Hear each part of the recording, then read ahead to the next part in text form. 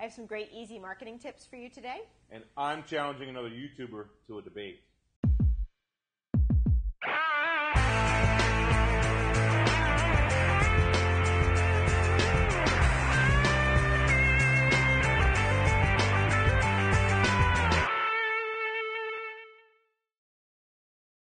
Hey everyone, welcome to Keep Shooting Monday number 70. My name is Greg Cazillo from Cazillo.com. I'm Catherine Azar from Catherine Azar Photography. So we have some piles of stuff here, and I made a big investment, and hopefully you've noticed the difference in audio. I bought a bunch of stuff, basically, and first thing, actually a stick mic here, which is fun and interesting in case we're going to use it in the future. Looks like a game show. It does, although it needs to be thinner and taller for the game show because he would hold it like at his belly button, and it was still long enough to go up to his head. An Audio-Technica stick mic that we have there, a Tascam DR60D, and also a Sony UWP audio pack for Kathy to wear. I already had one of these, but obviously it doesn't work when there's two of us wearing one lav mic, one lavalier mic. My husband would object to me sitting in your lap. Yeah, which a lavalier mic, in case you guys didn't know, is this tiny little mic right here, which I'm not going to touch because it does make noise when you touch it. And by the way, Kathy, be careful of your hair in that area, if at all possible. There you go. So we need to get Kathy used to using one of these microphones and figuring it out. So yeah, big investment. And I also wanted to thank, there's a YouTuber by the name of One Lone Dork. And it's actually really funny. Names. There are some really cool names out there. His channel is all about, I'm trying to think of the name, DSLR Film Noob is the name of his secondary channel and his website. Basically, it's all about basics of shooting video and audio with your DSLR. And so I actually watched a bunch of reviews and a bunch of videos of his this week before I finally made this purchase, which I ended up buying from B&H, saving a little bit of money, and so a little shout out for them too. I bought the UWP, the Sony system I actually used. They had a little part missing, and that little part was like $15 or $20 to get another one. It didn't say in the listing that it was missing, and then I called them up, and they said, oh yeah, no problem, we'll send it to you. So thanks B&H for sending that little part. Standing behind your stuff. Yeah, I do appreciate that. That's always a good thing. Speaking of which, we also changed the set this week. Kathy and I haven't really been happy about shooting on that wall. which you can't see, but you remember from the previous videos. Exactly. We haven't been happy with it. It felt too newsy to us, but we wanted to make it seem more like the studio setting and more like, you know, us having a conversation, talking. So parts and pieces of stuff you may see in the shot, like over there in that corner is our Speedotron box, which actually powers two of the lights that are up. We debated for a while whether or not we're going to keep the softbox and umbrella in the shot, and last minute I ended up taking them out. After much debate. Yeah, and some other opinions that were coming into play. But I think part of the problem was that I wasn't seeing myself in the shot. And so the last minute, this stand was which is just out of the shot, was in front of me, which wasn't good, so I had to move it out. So here's what it is. So yeah, 4 lights, softbox, all that good stuff. Have a background. We might be changing the background. We're going to talk about that. We want your opinion, please, on the setup. We're probably going to leave stuff in the shot on a regular basis. This is a working photography studio, so this is where we're hanging out and chatting. And so slash also we call it a camera room, which is kind of the old school term, and I like that old school term, camera room. I like that. Yeah, so I think I want to keep that going. I think it's a neat term and kind of an old school kind of term, and I like it. So this is the foyer, which is out there. Yeah, exactly. So then, of course, we have a picture that we're going to hang up. We're going to try and feature a different one and put it up there each week. But we're just trying to be a little bit more loose, a little bit more fun. And this is actually a posing table we have here, and of course, stools and stuff. So let us know what you think, and hopefully we can keep improving it. We still want to do some location stuff, though. Absolutely. Like we have 2 videos that one you never texted me back about whether or not you wanted to do it at your house. One we already talked about, but the second one you never answered me. So we'll have to talk about that later. All right. We'll do it. So also, we absolutely cannot forget about Epson. we have our. That's going to be out of focus if I put it back there, though. So let's talk about it up there. Epson is sponsoring our photo assignments. All the Keep Shooting Monday photo assignments through the year of 2014 are sponsored by Epson.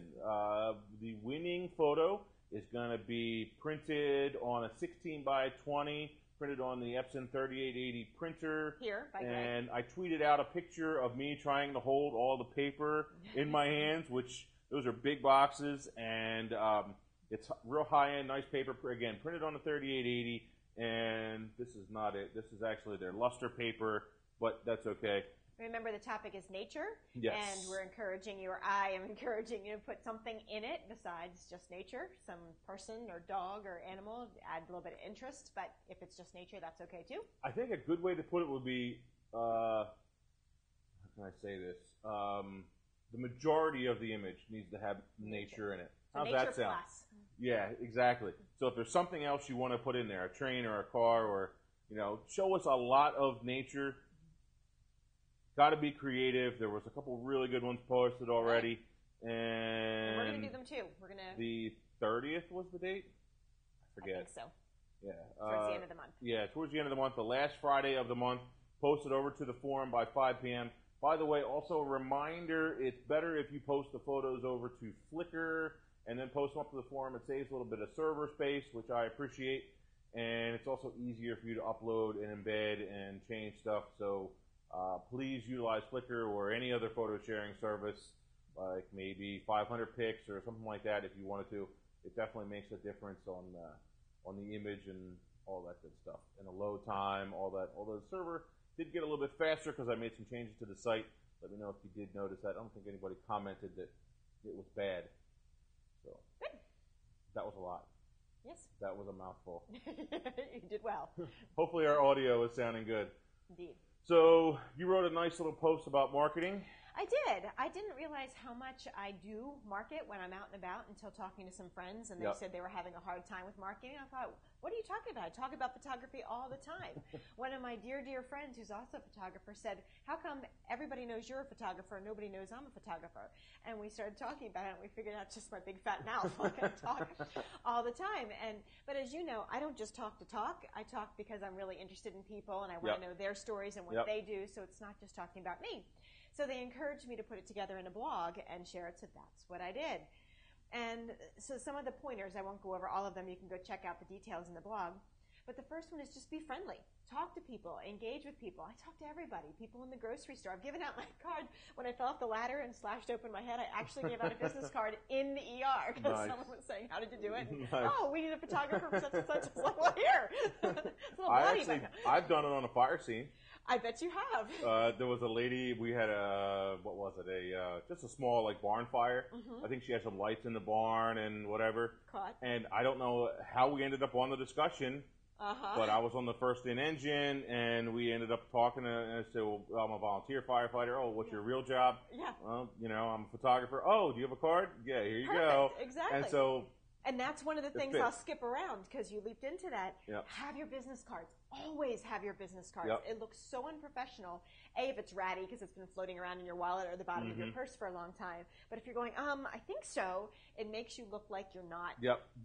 This little thing is like a $2 little pouch that I bought. But yeah, every once in a while I need to change them out. And right now they're looking pretty good. Yeah. But summertime, I got to change them out more because I sweat a lot. I'm a big guy. Thank you for sharing. So yeah, I definitely need to change them out a little bit more. I have a little suitcase. It has little things that opened up and it looks like a little briefcase, and that's really a little conversation. I want to get a little bit more solid one, like a harder one, maybe a hard-sided one, which I think will be better, and they wouldn't get it as messed up. Yeah. But this is nice. Keep them in your car. Keep them in your wallet or in a little case like that. Keep them. Just anywhere you could possibly need one. Yep. And beyond that... In your Pixel Pocket Rocket? Exactly. I have some in there. Give them to people who love you and care about you, are going to talk about you. Mom! My mother has some of my cards, and she does give them out. Yep. So you never know. Even my niece just marketed me to her school teacher. Her teacher now wants to take a class with me and have her family photos done. Nice. So everyone should know.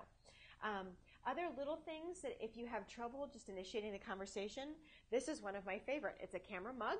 You can carry coffee. You can put water in here. It's a lens, so people go, "What is that? Is really cool." And then I can We'll put a link up to them. And I have it on the blog, yeah. Okay. You can naturally launch into a conversation. Oh, isn't this great? My kids got it made for me for Christmas, which they did because I'm a photographer. And then oftentimes questions ensue. I have other things like that. This, my kids just got me for Mother's Day from Pottery Barn Teen. So you never know where you're going to get. I actually accidentally opened it when it came to my house. I'm like, what did I order from Pottery Barn Teen? Mother's Day present. Oops. But that's kind of fun. Even something as silly as my big old honkin' purse. People in the grocery store will say, "Oh, do you need a bag for that?" Nope, I'll just throw it in here. Wow, that's a big purse. Well, I can throw my camera in here because I'm a photographer. That has worked. I've given out my card in the grocery store to the cashier because of that bag. So those are some little things. There's some more in the lines of little things too. Dress the part.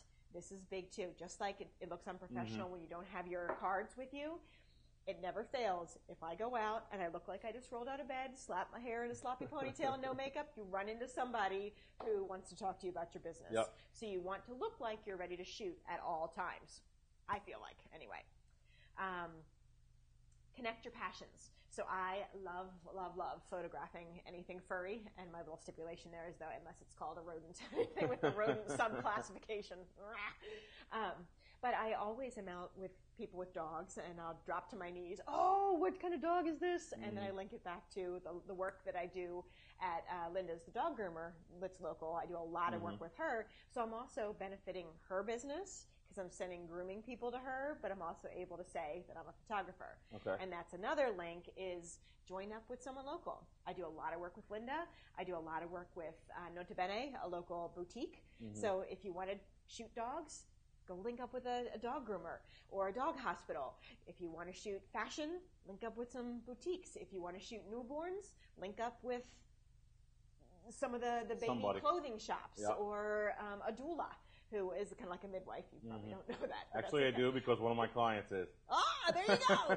So link up with someone like that who can market with you. You can do cross-marketing, which helps each other, which goes to what you and I are both members of, Le Tip. It's an international networking group where there are a group of people who are trying to advertise your business for you. There is a fee involved, but we more than make up that fee. I've been a member since 2007, I think. 2007 or 2008, and I know a number of other people that have been around for a lot longer than that. So yes, it definitely makes you a lot of money. There are some stipulations, like you have to be full-time, insurance, all that good stuff, but it's definitely worth it, and a great way to make a lot of money. And I have a lot more on here, but I'll just talk about one more. A big one for me that has gotten me a ton of work is just being seen with my camera. And I have kids, so it's easy for me to go to a baseball game and shoot because I naturally belong there. If you showed up with no hit, people would be like, "Oh, it's Creeper. What is he doing?" Sometimes. But you know what? If I show up with my 300, it's typically not as bad as if you have just a tiny little camera and you're sitting in the sideline hiding. Right. Well, that's my point. I can't hide anyway. But that's my point. When I show up, my camera looks so much bigger than anybody else's. I get jokes like, "Oh, you're shooting for National Geographic or Sports Illustrated?" And, well, this is kind of my baby, and it's what I do, so I have to have this. Although it's funny, everybody always seems to think that I work for a newspaper. Like, no, I don't work for the Daily Local News. Sorry, it's not. No, your kid's not going to be in the paper tomorrow. No. Sorry. But you have to be careful with that too. You have to make sure when I'm shooting out and about, I'm shooting my kids' stuff. I know the families and whatnot, and they're happy to have the images. So you just have to be careful logistically and legally about that kind of stuff too. But those things work for me. So if you want some more tips, they're all on the blog. Thanks for writing that, Kathy. Absolutely. And make sure you head over and watch that. Or read that. Sorry. So there's some controversial stuff this week. So let's start. We're trying to remember that a couple of weeks ago we talked about being nice. We are. I've done a lot of work behind the scenes to call because you guys know, well, maybe you don't know, but I can definitely get fired up about a lot of things. And he's fired up today. Yes, definitely, like a bottle rocket.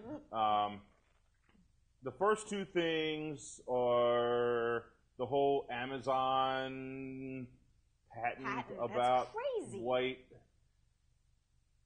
Basically, in my mind, this comes down to one problem, which is actually two.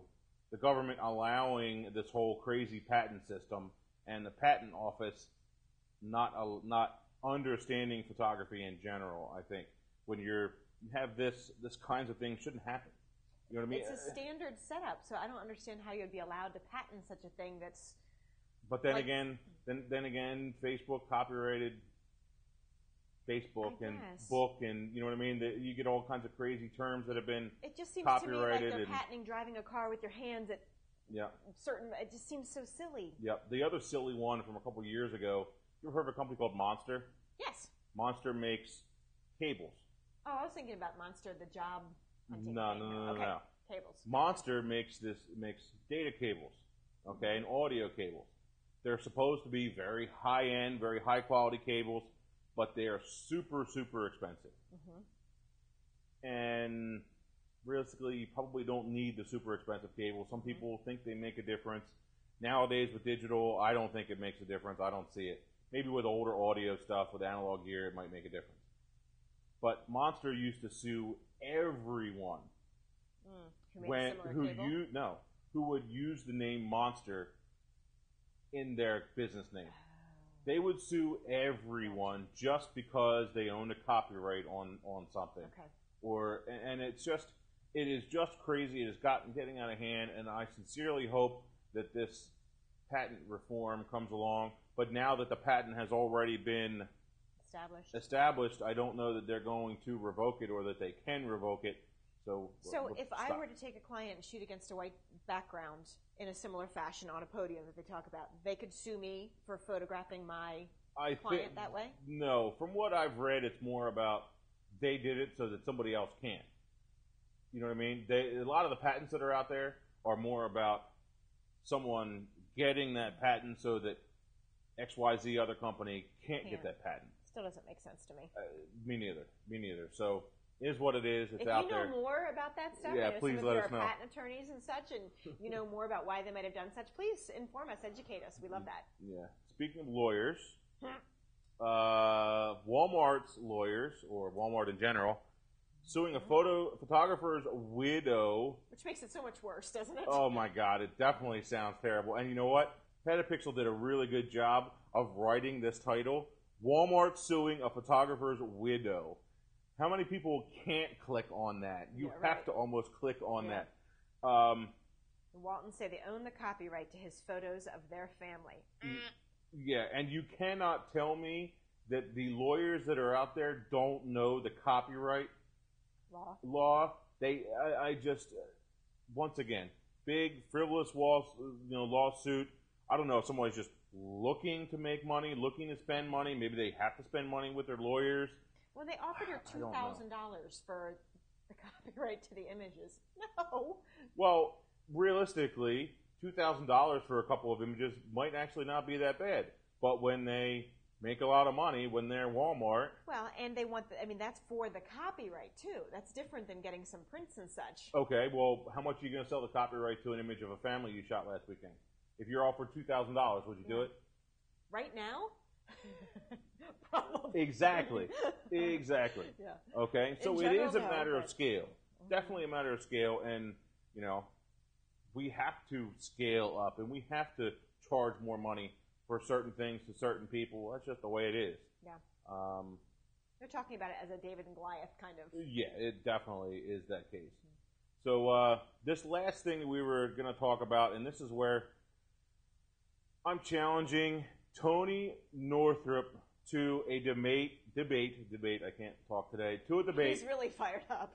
Here on Keep Shooting Monday about his most recent video, which basically he is saying and calling out Sony, Olympus, and Panasonic and all these other companies, saying that they are misleading people. He's basically saying that crop factor, ISO, and aperture, the way that they rate it, the way that they state it in their marketing materials and their equipment is false and it's misleading. But in my opinion, the way he is writing this is what it's saying this and twisting it is what's misleading. You're doing very well, by the way. So I still want him to come in and talk about this because I think it's very important to come on the show. There were a couple of really good points. Kathy had one that she found. Like I'm reading on Facebook some of the comments that were in here. Some people more creative than others, which once again we should be a little bit nicer when we can. Well, that's why I like this article by Jordan Steele. It's about full frame equivalence and why it doesn't matter. Yeah. It's my bottom line is always this: who cares? Why are you comparing your micro four thirds camera to a full frame? What does it matter that you're comparing apples and oranges? That's really what he is doing. He's comparing, he's comparing a camera, one camera of a whole different system to another camera of a whole nother system. And another point that I had with Kathy earlier was it's all a matter of perspective. If you're a new photographer, this is the first camera you've bought that's not a little point and shoot, or it's not an iPhone, you finally upgraded to another camera, you're not going to know what a full frame camera does. You're not going to understand what that 100 millimeters is going to give you a bigger, on a full frame is going to give you a bigger field of view versus the cropping of a smaller sensor. So what? So your big thing is know your system, what you have, exactly, and maximize it to its fullest potential. You've got to know your own. It doesn't matter. Stop comparing yourself to others. You need to learn it and be creative with it. Your job as a photographer is to take the camera and the equipment that you have and be creative with it. It's not to compare it with someone else. It's good to look at other people's images and to learn, but there's no need to sit back and constantly doing this comparing that really does not matter. It's like the pixel peepers that are looking at the tiny little, you know what I mean? I mean, yeah, we all want less noise and we all want better quality, but we don't need to be pixel peeping and being so tight and just, it just drives me up the wall. So once again, challenging Tony to come in. Another point that he made was about, or he tried to say, is that the focal length of a lens is actually different on one versus another, but it's not. And this is actually a definition from Nikon. Focal length, usually represented in millimeters, is a basic description of a photographic lens. It is not a measurement of the actual length of a lens, but a calculation of an optical distance from the point where light rays converge from a sharp image of an object to the digital sensor or 35 millimeter film at the focal plane in the camera. Sorry. Basically what that means is it is a physical measurement. It is a physical measurement of distance, and you cannot change that. Why would you have the camera manufacturers add more information to further confuse people that don't understand it already? Let them stay within their own their own point of view, their own reality of how this lens works on this certain camera, and let them choose it. Don't confuse them, making it worse by saying, oh, well, that 70 to 200 or that 24 to 70 lens, it's not really a 24 millimeter on that lens. Yes, it is. That measurement is not going to change. That measurement of distance of the light is not going to change. Crop changes. You are cropping it. The amount of that lens that you are capturing is changing. But once again, it doesn't matter. Shoot with what you have, create with what you have, do a good job with what you have, and that's what matters. So I hope that people understand this. You made it. I am I really am fired up about this. I could go 10 rounds right now with it. It really drives me crazy because there are 33,667 views right now on his video. And you disagree. And people, I don't know. It's like a pyramid scheme. People that sign up for the pyramid scheme that are being misled, and it just like sheep following the herd. You know what I mean? That's all it is. You're just another sheep. Down boy. It's okay. You're just another sheep. It's okay. Don't believe this kind of stuff because it is not the real thing. The real thing, you're basically saying that the people that have, the thousands of engineers from Canon, Sony, Nikon, all the other camera manufacturers, Zeiss, that they are wrong. Tony is challenging all those engineers and scientists and physicists saying that they're wrong, but they're not. This is how you do it. This is how you measure ISO. This is how you measure a lens. This is how you measure an aperture. Do we have any questions this week? We do have some questions, but I think we've talked for a while, so we should probably pause the camera and restart. Max's Discos asks, or comments, if you needed to print bulk, you could use a printing company.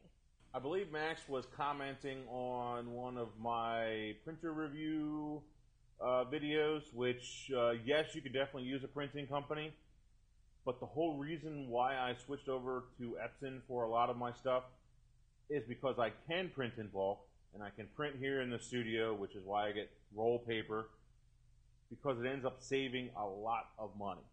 And I shouldn't say saving money. I should say it ends up increasing my margins. I'm able to make a little bit more money with the same quality. And so that's why I went to the Epson for a lot of my event stuff. Instead of ordering it all online from Miller's, I switched over to Epson. The quality is just as good.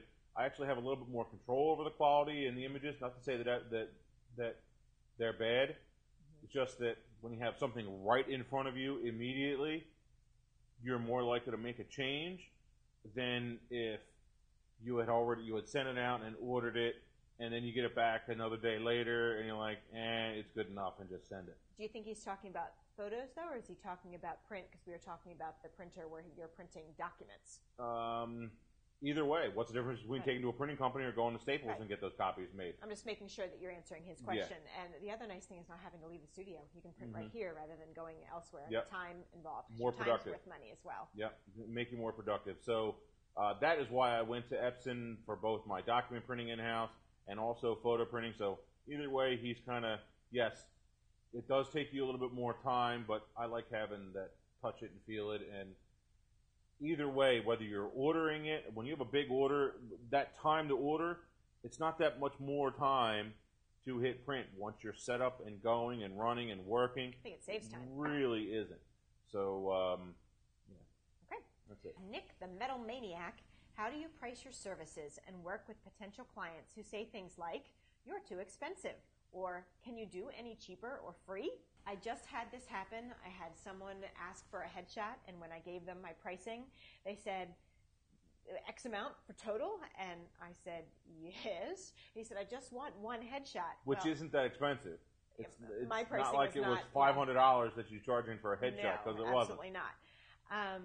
So I, instead of saying something snarky in return, like I wanted to, I gave a whole listing of what that entails. It includes my setup, it includes multiple backgrounds, it includes multiple poses, it includes this, that, the other thing, including the online gallery, all my editing. So I made it clear that it wasn't just a sit down, smile, and shoot, because any of you who are photographers know it doesn't work that way. So I tried to explain all of the benefits and all of the things that were given. Now, that said, I have had other people who have asked me for something, and I know that they're financially strapped or whatnot, and the example was a communion shot that I had done, and I didn't have any communion pictures in my portfolio, so I worked something out. I gave her a bit of a discount, and I said as long as I can use it in my portfolio, and then she marketed for me. So you can add some things in. You have some tips on that as well. Be careful with doing that, though. I actually...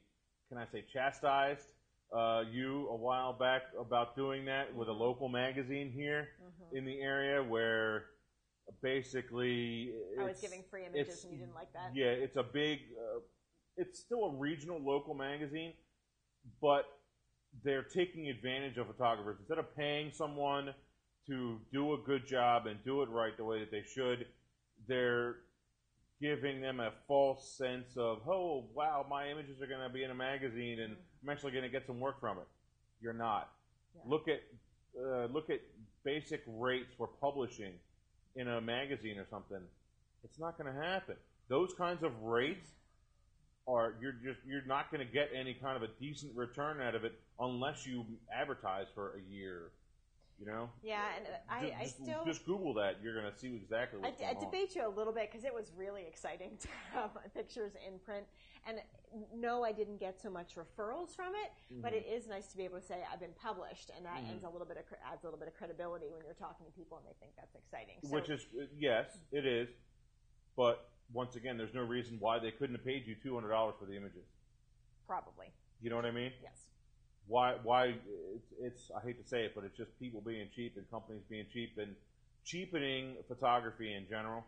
And that's what we have to be careful of, yeah, is cheapening our field. Definitely. Yeah. So my point on this is that it doesn't really work for the headshot example that you had, but for a larger commercial shoot or something like that, what I will do, or even wedding photography, what I will do is I will cut down on the amount of services that they are getting. And so I might start talking about a larger package or something with more information in it or more images. And then instead of discounting, I will just take away some of the things that are included. So, I don't know if we really need an album right now. I said, okay, well, let's take that out, and now it's only X. And I said, we can always do the album in the future, and so that makes it a lot more affordable. That's a much better strategy, and in general, it's a better way to go rather than just straight up discounting. But so somewhere in there, we hope we answered your question. Yeah, there's a couple different perspectives in there. We've been verbose today. But it depends which way you're going to go in the client and the situation. So try both ways. It's all about making them feel like they have value for their money. I would agree. Thanks for the great video, Greg. I'm just curious, what is the lowest shutter speed you recommend going down to for kids? When I am teaching my portrait photography classes at a local school night, which I do just for fun, basically, don't really make a lot of money out of it. That's how I met you. It's more or less just fun. What I typically will tell people is when you're doing a portrait, start out at a basic setting. And that basic setting is your widest aperture. Typically, most people have a 4 to 5/6 lens, so they're going to be at f4, and then a 200th of a second. And then whatever your ISO is, up or down, you'll increase it and decrease it, depending upon how much light you have. So that's typically where you're going to start. That 1/60th, 1/200th of a second is typically my kind of lower end, my hard deck. I like to start at 1/250th. Did it sound right? Yeah, 1/250th. Thank you. Yeah. Didn't sound right. So yeah, that's kind of where I like to stay. Sometimes obviously you have to break those rules. When there's plenty of light, it's easy to stay above that range. When it's getting dark out, maybe you don't have a camera that has a super high ISO, then you might need to. And it depends what you're doing too. If you're doing a basic portrait where they're going to sit still, that's one thing. If you're chasing them around the backyard, you want to crank that up. Yeah. And when I'm shooting sports, I like it super high. I even like it over 1/2000th. Which is not always necessary, but I'm shooting a lot of quick action with baseball. Yeah. Baseball's frozen, bats frozen, sliding, stuff like that. I like it super high. Yeah. Yep. So once again, just like everything in photography, it's all a compromise. It kind of depends, but hopefully we answered that question. I don't know how we did. We're all over the place and everything depends. It's just the way it is. So I think that's it for today's show, right? Don't forget to get your photo in for the photo contest. This is May. It is May. This is May. May 30th, 5 p.m. Eastern, posted over to the forum. And majority nature, it's a good way that we decided. Yes. I just thought of that during the show today. I think that works. So get them posted. You'll win either a 16x20 print or an 11x14 for all the others that we choose. And it's up to us how many of those others we choose. Which is cool. We could choose 6 or 8 or 10 of the other ones, saying, "Wow, these are all so amazing," but there's still only one 16x20 winner. So we will see how that goes. Get them in there. Make this contest an awesome one. Thanks, guys. Keep shooting.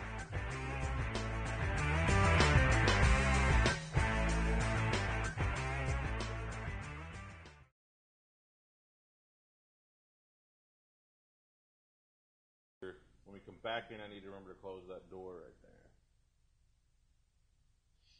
One of these days, I'm just going to break out in a song. One of these days, I'm just going to break out in a song. One of these days, I'm just going to break out in a song. One of these days, I'm just going to break out in a song. One of these days I'm just going to break out in a song. One of these days I'm just going to break out in a song. One of these days I'm just going to break out in a song.